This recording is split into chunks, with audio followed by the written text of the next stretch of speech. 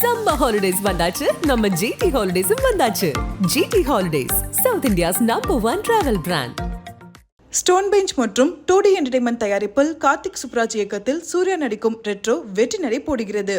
SCA college of arts and science, நல்லொழுக்கம் நிறைந்த நவீன கல்வி. More details scacas.ac.in. எக்ஸ்பெக்டேஷன் அதிகமாக இருக்குதுங்க. இப்போ எப்படின்னா, ஒரு ஆடியன்ஸோட மனநிலையிலேயே இந்த படம் எடுத்துட்டோம், இப்போ வந்து இப்படி இருக்குது, இதில் சின்ன நெளிவு சுழிவுகள் இருக்குது, இல்லை இப்படின்னு ஒன்று இருக்கும். ஆனால் அதெல்லாமே மியூசிக்கில் தான் காப்பாற்றணும், மியூசிக்கில் தான் எல்லாம் ரெடி பண்ணணுங்கிற ஒரு மனநிலையோட தான் நம்மகிட்ட அப்ரோச் பண்ணுறாங்களா, அது நமக்கு ஒரு பயம் கொடுக்குது. எனக்கு வந்து செகண்ட் தாட்டே கிடையாது. நிறைய பேர் நிறைய ஒப்பீனியன் சொன்னாங்க. நான் வந்து இல்லை ஒரு ஜஸ்டிஃபை பண்ணிடுவார், அதனால ஒன்றுமே இல்லாமல் போயிடும் படம். ஃபைட்டுக்குள்ளே மியூசிக் வந்து சேஞ்ச் ஓவர் ஆகி ரொமான்ஸ் ஒர்க் அவுட் ஆகணும். It is very tough. கன்ஃபார்மாக சேஞ்ச் ஓவர் வேணும். அது மியூசிக்கில் மட்டும்தான் அச்சீவ் பண்ண முடியும். எவ்வளவு ரெஸ்பான்சிபிளான ஜாப் பாருங்க அந்த இடம். பயங்கர ரெஸ்பான்சிபிலிட்டி மியூசிக் டைரக்டருக்கு. இல்லைங்க, நீங்கள் இப்போ ஒரு ஆடியன்ஸாக நம்ம படம் பார்க்கும்போது நமக்கு அந்த படம் ஒர்க் ஆகாமல் போயிடலாம். ஒரு வேளை என்னடா இந்த படம் இப்படி இருக்குன்னு. ஆனால் நீங்கள் உண்மையான எஃபர்ட் போட்டு ஒரு மியூசிக் ஒன்று பண்ணிங்கன்னா அந்த படம் ஜெயிச்சிருச்சு. அப்புறம் ப்ரூவ் பண்ணுறதுக்கு நமக்கும் ஒன்று வேணும் இல்லைங்க. இப்போ சாம்சிஎஸ் வந்து டார்க் படம் மட்டும் இல்லை, இந்த மாதிரி கமர்ஷியலான கலன்னு ஒரு படத்தையும் பண்ணுவார் அப்படிங்கிற சொன்னால் மட்டும்தான் லவ் இல்லைங்க. நான் பார்க்குறேன், எனக்கு ஒன்று ரொம்ப பிடிக்கும்னு சொல்கிறத சொல்லவே இல்லாமல் மியூசிக் ஒரு சின்ன வயலின் வந்து அதை கன்வே பண்ணும். இங்கே யாருமே பெரிய ஆள்லாம் கிடையாது, எவனும் சின்ன ஆளும் கிடையாது. எனக்கு ஒரு 5 படம் இப்போ நான் ஒரு ரஜினி சார் படமோ இல்லை ஒரு விஜய் சார் படமோ பண்ணிட்டு சரியா பண்ணலை அப்படின்னா நான் வந்து இவருக்கு வந்து தெரியலங்கிற அர்த்தம். அதை பண்ணவே இல்லை. ஸோ என்னென்னா பிரதர், நமக்கு சோர்ஸ் கிடைக்காது பிரதர், அவ்வளோதான். இங்கே யாருமே அன்ரேட்டட் கிடையாது பிரதர். நம்ம திறமையை ப்ரூவ் பண்ணுறதுக்கு ஸ்பேஸ் கிடைக்க மாட்டேங்குது, அவ்வளோதான். அது அது அது யார் குத்தமும் கிடையாது. அது வரும்போது வரும் பிரதர். வரலவே இல்லைனாலும் என்ன கிடைச்சிருக்கோ அதை வச்சு நீங்கள் காமிங்க. அந்த படைப்பாளி யாருன்னே தெரியாமல் அந்த படைப்பை விரும்புனீங்கன்னா அது உண்மையான படைப்பு. இந்த மியூசிக் இவர் தான் பண்ணாரா, இந்த பாட்டு இவர் தான் பண்ணாரா இப்படின்னு ஒருத்தவங்க என்கிட்ட கேட்கும் போது அது அதில் இருக்கிற சந்தோஷமே, அதில் இருக்கிற போதையே வேற. முன்னாலலாம் நான் யோசிச்சிருக்கேன். முன்னால் அதாவது ஹிட் ஆகிறதுக்குலாம் முன்னால் வரும்போது நம்ம ஒரு மாஸ்க் போட்டுக்கிட்டு மாஸ்க் மேன் மாதிரியே ஒர்க் பண்ணலாமான்லாம். அது வேணா யாருன்னே தெரியாது, யார் மியூசிக் மாஸ்க் மேன், யார் அவர் யாருன்னே தெரியாது அவரு அப்படின்லாம். ஏன்னா ஒரு கியூரியாசிட்டி இருக்கும் பிரதர், யார் இவர். ஆனால் சில இடங்களில் மைனஸாகவும் இருக்கும். எப்படின்னா நம்மளை யாருக்கும் தெரியலையேங்கிற ஒரு ஃபீலும் இருக்கும். ஏஸ் படம் நான் இந்த இன்டர்வியூ கொடுக்க வரைக்கும் பாதி பேர் தெரியாது, நான் தான் அதுக்கு பண்ணியிருப்பேன். சத்தியமாக தெரிஞ்சிருக்காது. நான் வேணா இப்போ எழுதி தரேன், இந்த கீழே கமெண்ட்ஸில் எழுதுவாங்க, இவரு தான் பண்ணாரா, நான் பேசுறது வரைக்கும் தெரியாது.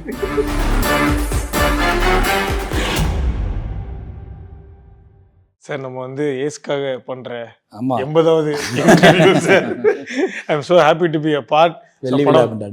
ஆமா, இன்டர்வியூல வெளி விழா கொண்டாடுறோம். So happy to have you on our show brother. சீரியஸா எனக்கு என்னன்னா, ரீசெண்டா பேன் இந்தியா படங்கள்ல அவங்க படம் எடுத்து முடிச்சுட்டு அந்த படத்தை அடுத்த லெவலுக்கு எடுத்துட்டு போகணும்னா அவங்க பண்ற ஃபர்ஸ்ட் கால் சாம்சிஎஸா தான் இருக்காரு.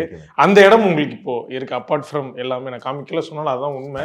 ஸோ அது எப்படி இருக்கு sir? Like over the years இந்த ஹார்ட் ஒர்க் தாண்டி இப்போ ஏஸ் வரைக்கும் இல்லை, அது பயம் தான் இருக்கு. என்னன்னா இப்போ எக்ஸ்பெக்டேஷன் அதிகமாக இருக்குதுங்க. இப்போ எப்படின்னா, இப்போ ஒரு டைரக்டராக இப்போ நீங்கள் ஒரு ஆடியன்ஸ் வந்து நம்ம காமிக்கிற போஸ்டர்லேருந்து ட்ரெய்லரு டீசர் இதெல்லாம் பார்த்துட்டு தான் அவங்க தியேட்டருக்கு வராங்க. பட் ஒரு டைரக்டராக நம்மக்கிட்ட வரும்போது ஒரு ஆடியன்ஸோட மனநிலையிலேயே இந்த படம் எடுத்துட்டோம், இப்போ வந்து இப்படி இருக்குது, இதில் சின்ன நெளிவு சுழிவுகள் இருக்குது, இல்லை இப்படின்னு ஒன்று இருக்கும். ஆனால் அதெல்லாமே மியூசிக்கில் தான் காப்பாற்றணும், மியூசிக்கில் தான் எல்லாம் ரெடி பண்ணணுங்கிற ஒரு மனநிலையோட தான் நம்மகிட்ட அப்ரோச் பண்ணுறாங்களா, அது நமக்கு ஒரு பயம் கொடுக்குதுங்க. அது உண்மையாகவே பயம் கொடுக்குது. இப்போ நீங்கள் முன்னாள் காலங்கள்லாம் நம்ம ஒரு படம் பண்ணுவோம், ஒரு உழைப்போம். ஆனால் இப்போ உழைப்பை தாண்டி என்ன ஆகுதுன்னா நம்மளுடைய ஒரு கடமையாயிருது. அது வந்து ஒரு பயங்கரமான ஒரு பயம், எப்படியாச்சும் இதை பெருசாக்கணும் படத்தை அப்படிங்கிற ஒரு ஏன்னா அதுக்கு பின்னால் நிறைய பொருள் செலவு இருக்குது, அது நிறையா இருக்குதுங்க.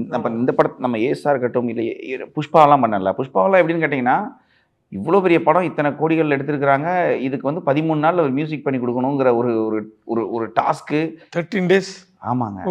ஒருவேளை நான் அதை பண்ணிட்டு நல்லா பண்ணலான்னு என்ன பண்ணுவாங்கன்னா, சாம்சிஎஸ்க்கு வந்து கமர்ஷியல் படம் பண்ண தெரியாது இப்படிங்கிற ஒரு டாக் வந்துடும். ஏசுமே அவ்வளவுதான், 15 days அவ்வளவுதான் எடுத்தோம், 15 days இருக்கும் அவ்வளவுதான். அப்போ கம்ப்ளீட்டா. ஆமா ஆமா.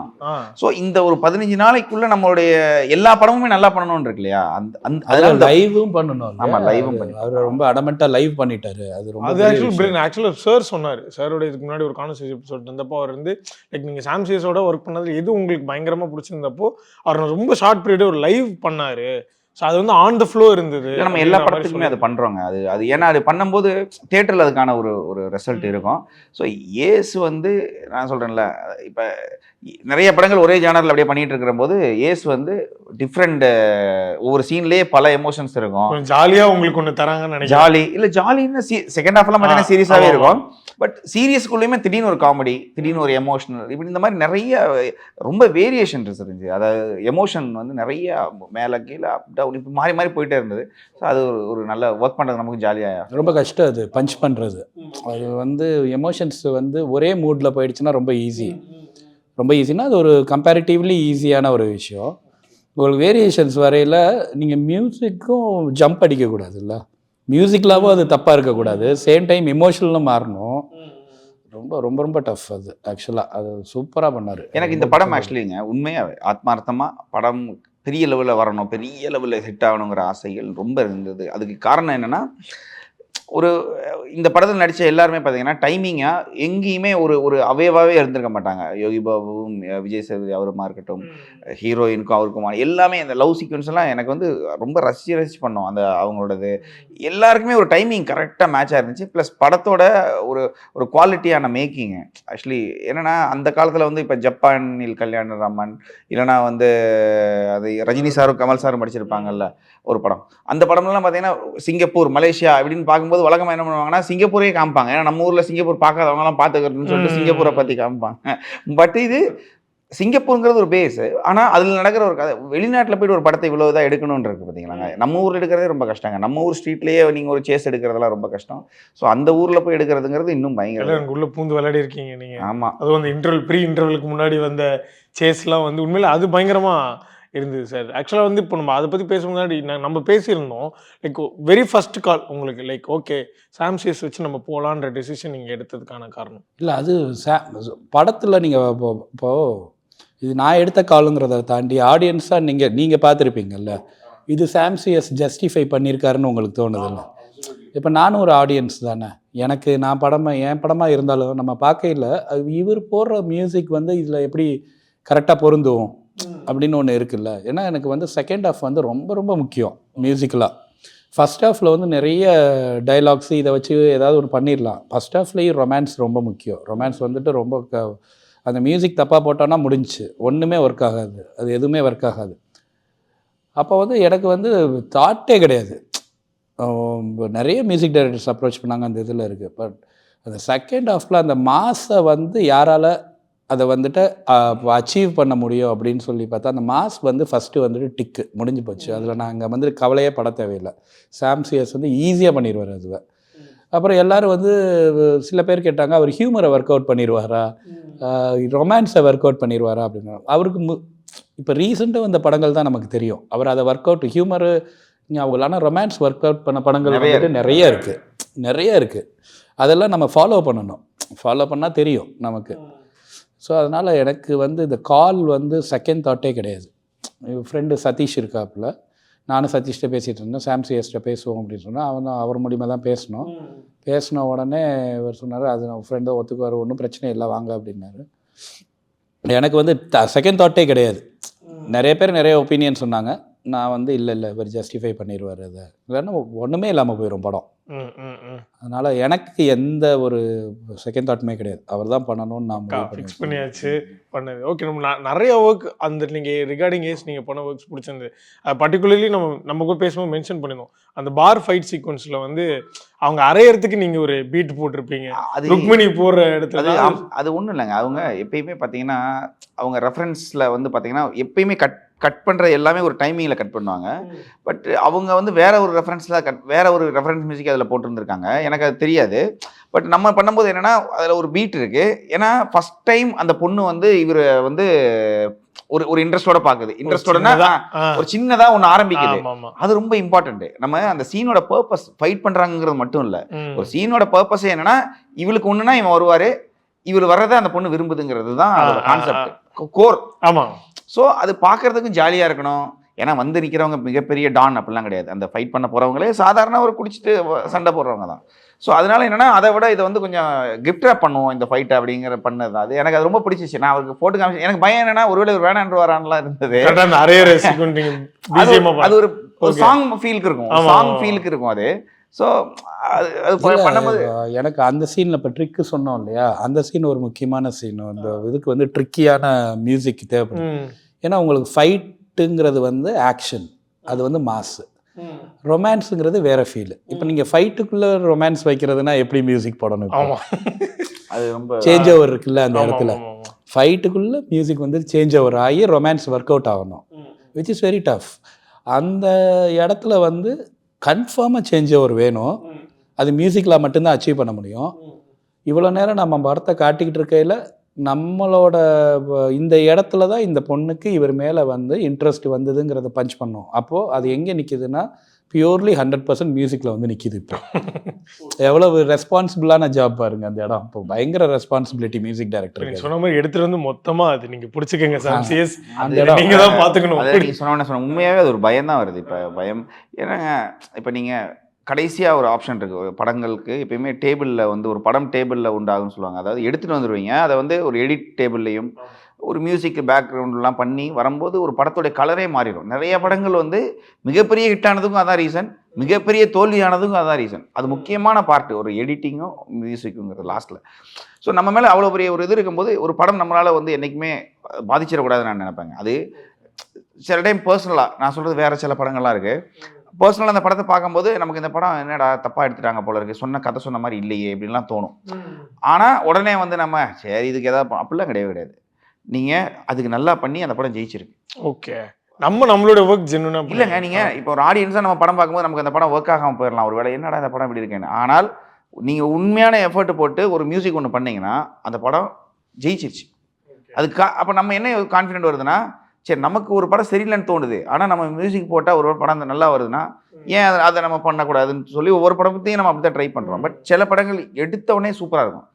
இந்த படத்துலலாம் காமெடி நான் அவர்கிட்ட கேட்டேன் ஏன் பஞ்ச் பண்ணணும், ஏன்னா காமெடியெல்லாம் ஒர்க் ஆகுது. இப்போ காமெடி வந்து நீங்கள் இப்போ காமெடிக்கு வந்து தனியாக ஒரு மியூசிக் போட்டு பஞ்ச் பண்ணணும்னு அவசியமே கிடையாது. காமெடி இடத்துல பிளைனாக தான் இருக்கும்.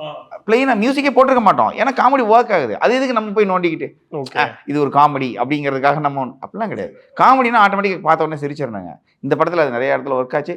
ஸோ ஓவராலாக இந்த படத்துக்குள்ளே வந்து நானும் ரொம்ப ஹாப்பிங்க. அதுக்கு ரீசன் என்னென்னா, எனக்கு இவரோட படம் இதுக்கு முந்தின படம் வந்து என் வீட்டில் வந்து அடிக்கடி கூடுதல் ஓடின படம், என் பையன் அதிகமாக பார்த்த படம், ஒரு நல்ல நாள் பார்த்து சொல்கிறேன். ஏன்னா அது அவன் எதுக்கு அவனுக்கு சின்ன பையனாக இருக்கும்போது பார்த்தான், எதுக்கு அவன் பார்த்தான்னு அவனுக்கும் தெரியாது. ஆனால் அவனுக்கு ரொம்ப பிடிச்சி சிரிச்சுக்கிட்டு பார்த்துக்கிட்டே இருப்பான். ஆமாம், அதனால என்னன்னா அப்புறம் இவரோட இவங்களோட காம்பினேஷன் இருக்கு பாருங்களேன். விஜய் சேதுபதியும் நம்ம யோகி பாபு இவங்களுக்குள்ள முந்தைய படங்கள்லாம் நான் ரொம்ப ரசிச்சு பார்த்துருக்கேன். ஆண்டவன் கட்டளை இந்த மாதிரி வருது. அதில் இது வரும்போது ஸோ இந்த படம் நம்ம உள்ளே போயிடணும் கன்ஃபார்மாக. இதில் அப்புறம் ப்ரூவ் பண்ணுறதுக்கு நமக்கும் ஒன்று வேணும் இல்லைங்க. இப்போ சாம் சிஎஸ் வந்து டார்க் படம் மட்டும் இல்லை, இந்த மாதிரி கமர்ஷியலான கலகலன்னு ஒரு படத்தையும் பண்ணுவார். அப்படிங்கிற ஒரு டார்க் வேர்ல்டுக்குள்ளே போகும்போது மட்டும் ஹலோ சாம் சிஎஸ் இருக்காரா அப்படின்னு கேட்காம ஜாலியான படங்கள்னாலும் சாம் சிஎஸ்க்கு கால் இல்லை ரொமான்ஸாக ஒர்க் பண்ண விதம் எனக்கு ரொம்ப பிடிச்சிருந்தது, சூப்பராக இருந்தது. அந்த ஒரு பஸ் சீன் வரும் ஃபஸ்ட்டு, அதில் வந்து எனக்கு வந்து வேறு மாதிரியான மியூசிக் வந்து மைண்டில் இருந்தது. ஓகே, அப்போ நான் அவர்கிட்ட கேட்டேன் என்ன என்ன என்ன சொன்னீங்க பிரதர், இட்டாலியனா என்ன ஒரு இரானியன் கைண்ட் ஆஃப். இவரோட நாலேஜ் வேறு இல்லை, இது கன்ஃபார்மாக ஒர்க் ஆகும், என்னை நம்புங்க. அந்த காலம் நான் எடுத்து தான் ஆகணும். நான் வந்து இல்லை நான் நினச்சது தான் கரெக்டு அப்படிலாம் நம்ம போக முடியாது அந்த இடத்துல. ஏன்னா மியூசிக்கில் இது இரானியன் ஃபீலு ஒரு மாதிரி இன்டர்நேஷ்னலாக இருக்குது இந்த மியூசிக்கு. ஏன்னா நீங்கள் அப்படி விஷுவல் வந்து அப்படி இருக்குது அந்த இதில். ஸோ நம்ம அதை ஜஸ்டிஃபை பண்ணணும் அப்படின்னு சொல்லிட்டு ஒரு மியூசிக் பீஸ் கொடுத்தாரு. ஸோ அது வந்து கடைசியில் வந்து எனக்குமே ஒரு கால் வந்து சரி இது வந்து ரொம்ப லைட்டாக போகணுமா. இன்னொரு இதுவும் எனக்கு இவர்கிட்ட ரொம்ப பிடிச்சிருந்தது என்னென்னா, ஒரு கேம்பிளிங் சீன்லாம் இருக்கும், அந்த இடத்துல வந்து நிறைய பிரேக்ஸ் இருக்கும், பிரேக் விட்டு மியூசிக் போடணுமா அப்படின்னு.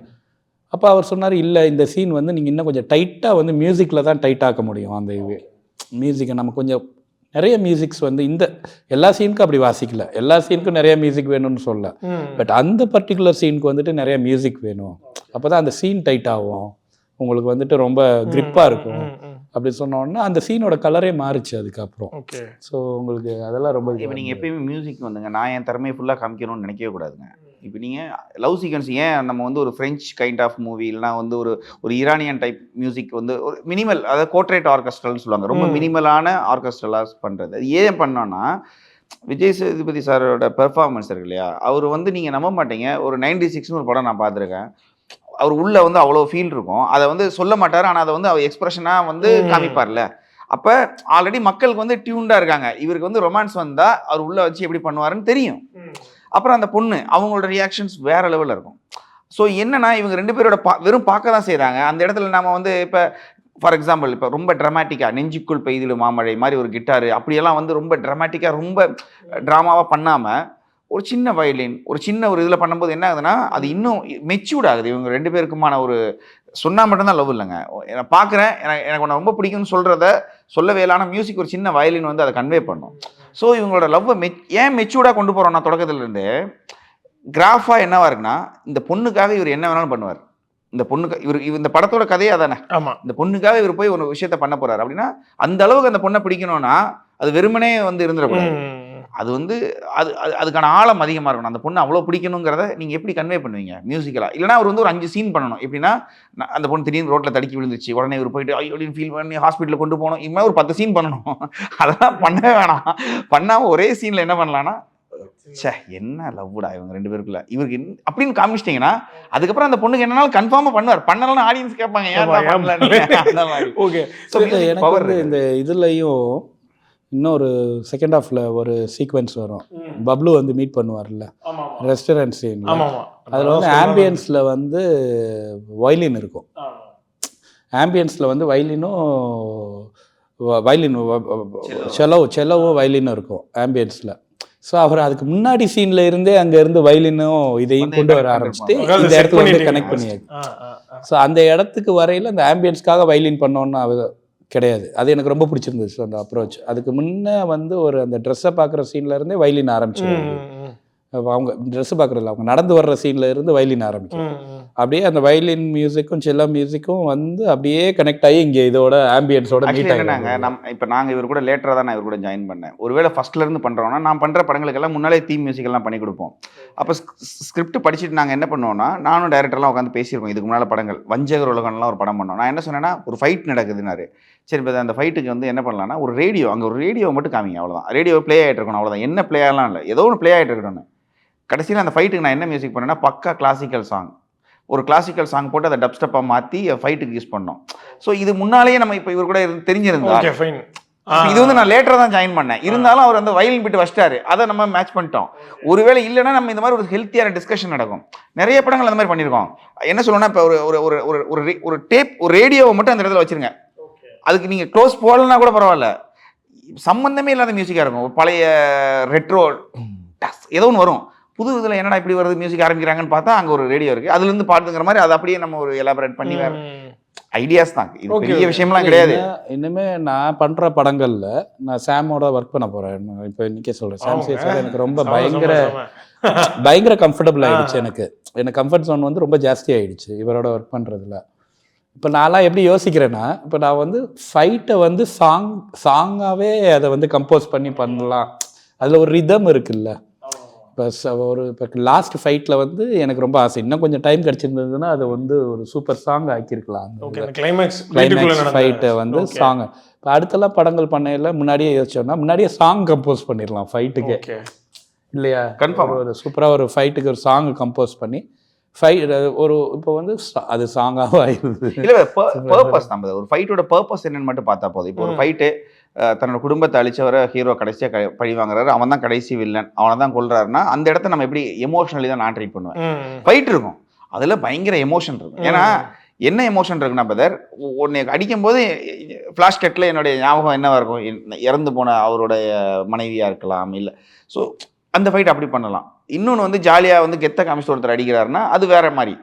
ஸோ இங்கே ஃபைட்டு தான் எல்லாமே. நீங்கள் ஃபைட்டுக்குன்னா உடனே எடுத்தோடனே ஃபைட் மியூசிக் அப்படிலாம் இல்லை. அது என்ன பர்பஸ், எதுக்கு அடிக்கிறாங்கிறது ரொம்ப இம்பார்ட்டன்ட். நம்ம படத்துலேயும் 3 ஃபைட் இருக்கும், 3மே டிஃப்ரெண்டான ஃபைட்டு. ஒன்று எதுக்கு, அடுத்தது எதுக்கு, அடுத்தது எதுக்கு. அது இப்போ ஒன்று வந்து ஒரு பணம் வேணும், அந்த பணத்துக்காக அடிக்கிறாங்க அப்படின்னா அது வந்து காமெடியாக தான் இருக்குது.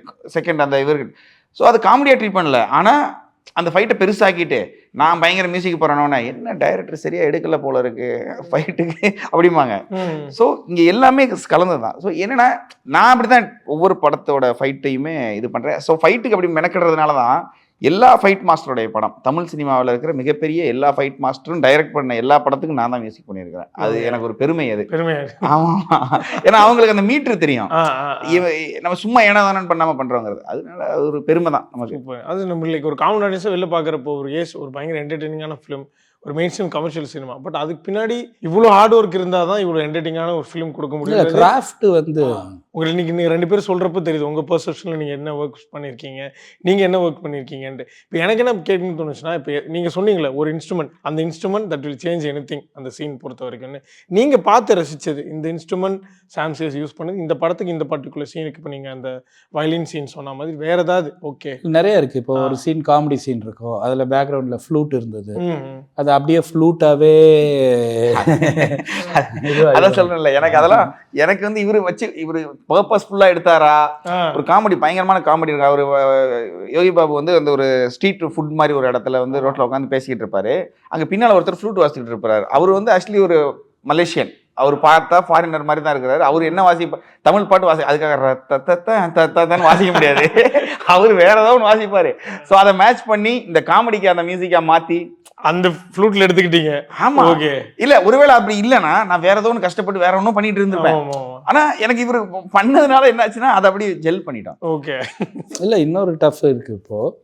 இப்போ வந்து அந்த சீன்லேயே நான் சொல்கிறேனே, ஃப்ளூட்லேருந்து ஆரம்பித்து போயிடுச்சு. அப்போ அந்த சீனுக்குள்ளே என்ன அப்படின்னா, ஹீரோயின் வந்து சீரியஸாக தான் கேட்பாங்க. சீரியஸாக கேட்டோடனே இவர் வந்து திட்டிட்டு போவார். ஆனால் பயங்கர எமோஷனலாக இருக்குது. இவருக்கு எமோஷன் தான், அந்த பொண்ணு இவருக்கு வந்து பயங்கர கடுப்பில் இருக்கார். அந்த பொண்ணு வந்துட்டு அவர் மேலே இருக்க கன்சர்னில் கேட்குது. அப்போ அந்த பொண்ணுமே கரெக்டாக நடிச்சிருப்பாங்க. அவங்க என்ன நடிச்சிருப்பாங்கன்னா, ஒரு வாரத்துலையா அப்படின்னு கேட்குறதுல ஒரு ஹியூமர் இருக்குது. பட் அது வந்துட்டு சாதாரணமாக தான் கேட்குறது.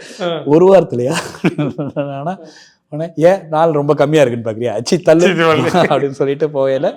அது ஹியூமராக ஒர்க் ஆகணுங்கிறது ஐடியா. பட் வந்து சீன் வந்து சீரியஸ் சீன். அது முடிச்சுட்டு போன உடனே அப்போ வந்து அதுக்கப்புறம் வந்து ஹீரோயின் வந்து ஹீரோட்ட வந்து கன்சர்னாக கேட்கணும். அப்போ அந்த இடத்துல லவ் இருக்குது, பயங்கர லவ்வாக ஒரு மியூசிக் இருக்குது. அது ஏற்கனவே லவ்வான மியூசிக்கை கரெக்டான ரிப்பிட்டேஷன் சாய்ஸில் வந்து அந்த இடத்துல வந்து அது உட்காந்து ரொம்ப கன்சர்னாக கேட்டுட்டு போவார். கேட்டு பண்ணால் அவரோட ஒரு ரியாக்ஷன் இருக்கும். நான் என்னோட பஞ்சு வேறையாக இருந்துச்சு, இந்த இடத்துல பஞ்சு இருந்தால் நல்லாயிருக்கும் அப்படின்னு அவர்கிட்ட சொன்னேன். இல்லை இங்கே தான் ஒர்க் ஆகும்னு அப்போ அவர் சொன்னார்.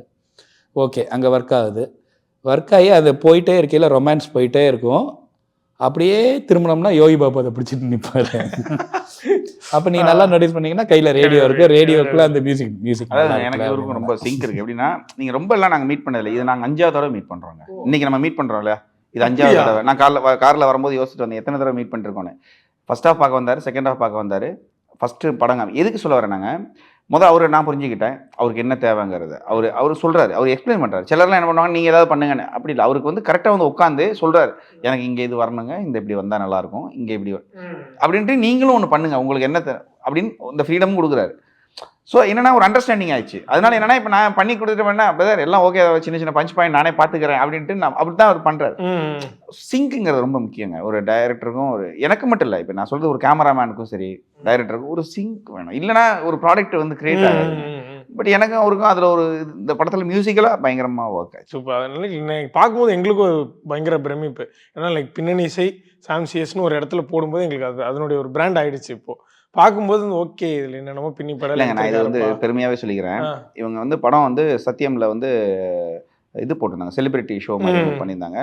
ஒருத்தர் என்னோட நண்பர், அவர் வந்து போயிருக்காரு. அவருக்கு இந்த படம் நான் பண்ணுறேன்னு தெரியாது, உண்மையாகவே தெரியாது.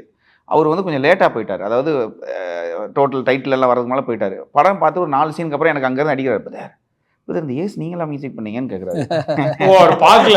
அவர் அடிக்கிறாரு. ஆமா பதர், ஏன் பதர்? இல்லை படம் பார்த்துட்டு இருக்கேன் பதர், மியூசிக் கேட்டுட்டு இருந்தா உங்க மியூசிக் மாதிரியே இருந்துச்சு. ஸோ இது என்னுடைய, நான் இதை வந்து ரொம்ப பெருமையாக எடுத்துக்கிறேன். இதை நான் வந்து இதுக்காக சொல்லலை. இப்போ ஒரு ரிவ்யூ, இடையில ஒரு ரிவ்யூ வந்துச்சு, ஒரு படம், ஒரு நல்ல படம், அந்த படம் வந்து நல்லா போடுற படம் ரீசெண்டாக, அதோட மியூசிக் வந்து சாம்சியஸின் தாக்கம் இருக்குது அப்படின்னு சொல்கிறாங்க. ஸோ நம்ம மியூசிக் என்ன பண்ணுறாங்கிறத தாண்டி நம்மளோட சவுண்டிங் இருக்குல்ல, அதை வந்து ஓகே இவர் தாங்க பண்ணியிருப்பாருன்னு ஒன்று. அதுக்கு நான் சத்தியமாக சொல்கிறேன், பெருமையாக சொல்கிறேன். நான் இது வந்து நான் என்னைய வந்து உயர்த்தி சொல்லலை, அதை நான் சந்தோஷமா சொல்கிறேன். ஓகே நம்ம ஒன்று ஏதோ ஒன்று பண்ணிட்டு இருக்கோங்கிற. நம்ம பாதி படத்தில் போனாலும் அந்த மியூசிக் நமக்கு வந்து கேட்டா இவர் தான் போட்டிருப்பார் போல அப்படின்னு ஒரு நம்பிக்கை. நீங்க என்ன சொன்னீங்க அதுக்கு ஆக்சுவலா? ராமன் தான் சொன்னேன், இல்லை அவருக்கு தெரியும்ல. ஆமாங்க, பார்த்த உடனே தெரியுதுங்க இது அப்படின்னு.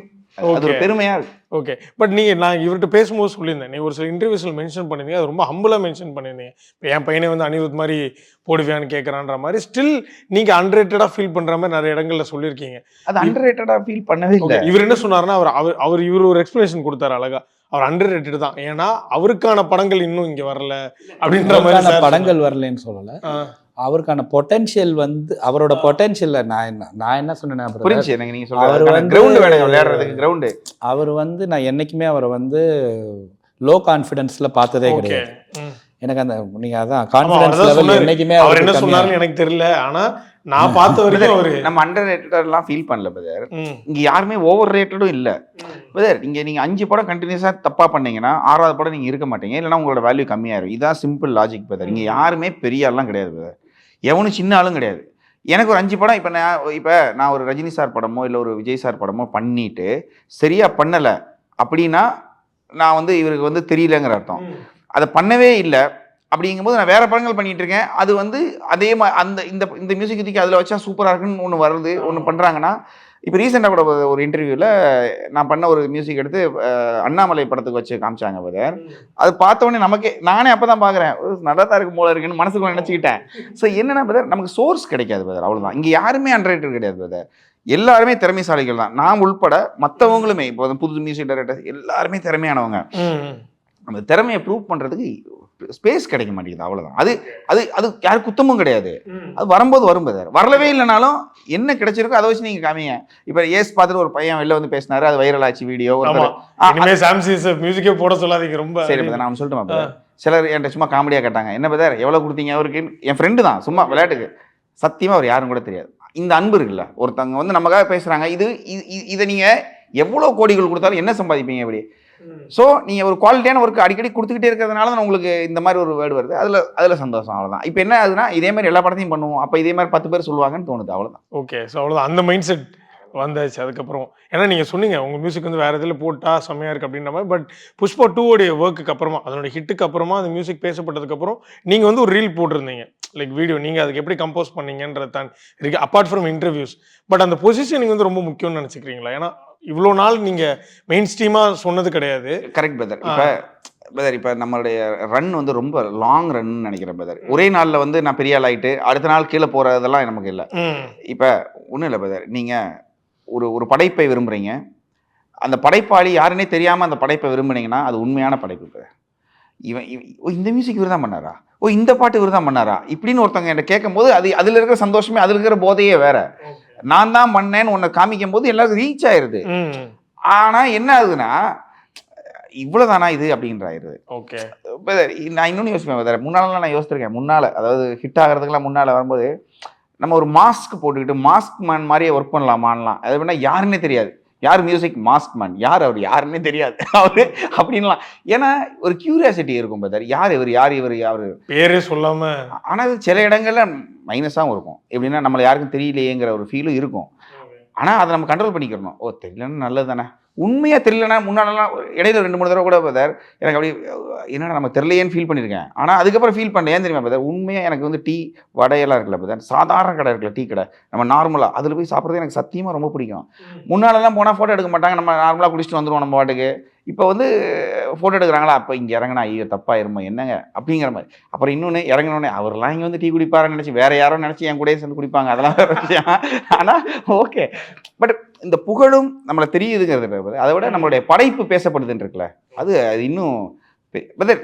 ஏஸ் படம் நான் இந்த இன்டர்வியூ கொடுக்க வரைக்கும் பாதி பேர் தெரியாது, நான் தான் அதுக்கு பண்ணியிருப்பேன், சத்தியமாக தெரிஞ்சிருக்காது. நான் வேணா இப்போ எழுதி தரேன், இந்த கீழே கமெண்ட்ஸில் எழுதுவாங்க, இவரு தான் பண்ணாரா, நான் பேசுறது வரைக்கும் தெரியாது. அவர் எல்லாத்துக்கும் பழக்கப்பட்டாருங்க, சூப்பருங்க. பட் எல்லாமே தாண்டி ரொம்ப பியூட்டிஃபுல்லாக 2 பேரும் பேசுனீங்க. எனக்கு பிடிச்சிருந்தது என்னன்னா, இங்கே ஒரு கன்ஃபர்மேஷன் சார் கொடுத்துட்டாரு, அடுத்த படங்கள் சாம்சியஸ் தான். அது மட்டும் இல்லை வேற வீடு வாங்கி தரேன்னாரு, காரு இதெல்லாம் சொல்லி. அது கேட்டேன், சொல்லவே இல்லை. பண்ணுவாங்கல்ல உன் இன்டர்வியூ கேட்டேன்ல, நீங்க ப்ரொடியூசரா யாருக்கு என்ன தர போறீங்கன்னு, கார் மட்டும் சொல்லவே இல்லை. வாங்கிடும் பிரதர், நிறையா சம்பாதிக்கிறா நிறையா வாங்குவோம், அதெல்லாம் ஒன்றும் இல்லை. இல்லை பிரதர், நம்மகிட்ட பேக்கேஜ் தான் பிரதர். அண்ணா நகரில் வீடு, ஆடி காரு, ஆவடியில் வீடு, ஆல்டோ காருன்னு லோ பட்ஜெட்டுக்கு அது தனியாக. அப்படி இதுவே நல்லா இருக்கு, லிரிக்காவே நல்லா இருக்கு. அந்த மாதிரி அடுத்த படத்துக்கு வந்து அவர் வந்து பெசன் நகரில் வீடு, பென்ஸ் கார் அப்படின்னு ஒரு பேக்கேஜ்ல நாங்கள் 2 நகர் பென்ஸ் கார். இப்போ நீங்க வந்து இந்த காம்போ வச்சு நீங்க ஹிட் கொடுத்துப்பீங்க, இந்த ரேஞ்சில் வேணுமா பெசன் நகர் பென்ஸ்னா ஒரு ஹிட், அந்த ரேஞ்ச் ஹிட் எல்லா படத்துக்குமே ஹிட் தான். பட் அந்த படம் சின்ன படமா இருக்கும், ஒருவேளை சின்ன புது ஹீரோ வரது அவர்கிட்ட போய் நீங்க பென்ஸ் கேட்க முடியாது. அதனால ஆவடியில் வீடு, Audi car, sorry Alto car, அது வந்து சின்ன பட்ஜெட்டு. சூப்பர். அவர் சின்ன பட்ஜெட்னா வெஸ்ட் மாம்பலம், வேகனாரு அந்த மாதிரி பண்ணிக்கலாம். நல்லா இருக்கு, தேங்க்ஸ் பிரதர். ஓகே, அதே மாதிரி ஆங்கருக்கும் ஏதோ பண்ணணும் நீங்க விருப்பப்படுறதா எல்லாத்துக்கும் பண்ணிடுவோம். ஒரு சைக்கிள் இருந்தா கூட போதும். Okay, thank you. ஏஸ் வெற்றிக்கு வாழ்த்துக்கள். இதுக்கப்புறம் யாரும் பார்க்காம இருந்தீங்கன்னா ஃப்ரெண்ட்ஸ் அண்ட் ஃபேமிலி கூட போய் பாருங்க. உங்களுடைய ஒர்க் வந்து பார்த்துட்டு கமெண்ட் பண்ணுங்க. Thank you so much. Thank you. Summer holidays வந்தாச்சு, நம்ம ஜிடி ஹாலிடேஸும் வந்தாச்சு. GT holidays, South India's #1 travel brand. Stone bench மற்றும் 2D என்டர்டைன்மெண்ட் தயாரிப்பில் கார்த்திக் சுப்ராஜ் இயக்கத்தில் சூர்யா நடிக்கும் ரெட்ரோ வெற்றி நடை போடுகிறது. SCA college of arts and science நல்லொழுக்கம் நிறைந்த நவீன கல்வி. More details scas.ac.in.